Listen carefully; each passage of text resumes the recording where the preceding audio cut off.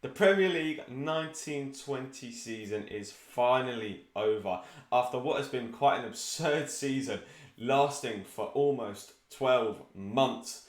I mean, what a hell of a season it has been. The many ups, the many downs, the triple captaining Mane to get 1 point, JB Vardy coming off the bench to score a brace. It's been an insane season. So if you are new around here, please don't forget to hit that subscribe button. And for one last time, let's get straight into it. As you can see, there are all the results from this weekend's Super Sunday football fixtures. Now, we had a good start to the weekend. Newcastle getting an early lead against Liverpool. 1-0 up, you're thinking, oh, this could be a massive upset on the cards here. Liverpool, the champions, maybe they're just taking a break. Then we had Norwich playing against Manchester City, scoring an early goal that was disallowed from VAR. Arsenal scored 3 early goals to sink Watford down, basically effectively relegating them. That was all their hopes diminished in the first half an hour, unfortunately for them. We then had the other relegation scraps. We had a Bournemouth goal early on, only for Everton to then equalise. West Ham versus Aston Villa staying 0-0 until virtually the last minutes of the game, where Jack Grealish picked up a goal on the 80th minute. You're thinking, surely, okay, Aston Villa are safe. They're done and dusted. Then Yarmolenko pops up with a goal in the 85th minute to make it 1-1. You're thinking, oh my God. Meanwhile, over in Bournemouth had gone and got themselves 3 goals, 3-1 up against Everton. That's insane. All they're thinking is Aston Villa just need to concede 1 goal and we are promoted.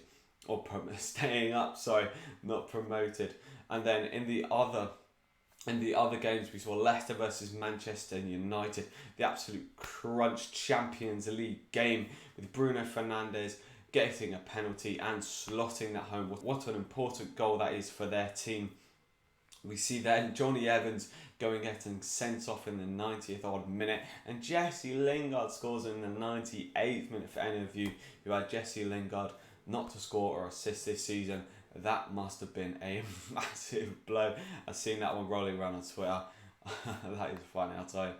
And then in the other games, we had Crystal Palace v Spurs. Crystal Palace finally not losing a game after 7 losses in a row. They drew to Spurs, and that's all Spurs needed to get Europa League football. Wolves losing to Chelsea 2-0. Chelsea firming their place in the Champions League. And, well, what a hell of a last weekend it was.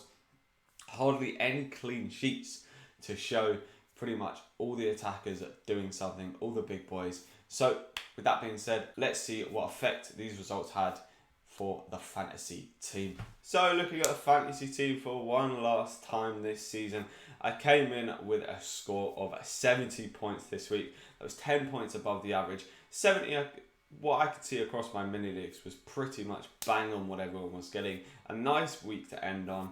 70 points throughout the season, I'd be very happy with. And I was reasonably happy with this game. I had the 3 Manchester City guys. I had Mahrez in there who got benched. Oh my God, I forgot to mention as well.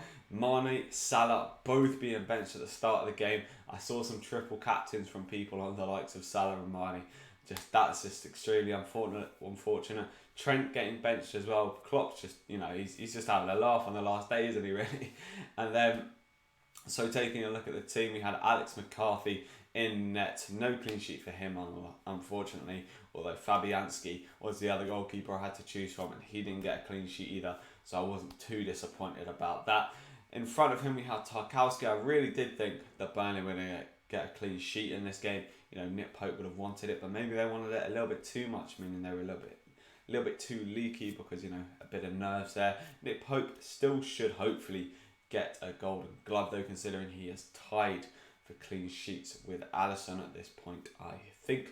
Then the other defenders, Wan-Bissaka coming with a bonus point and a clean sheet. Not too many people could have predicted this one, and those points very much helped me in my mini leagues as well.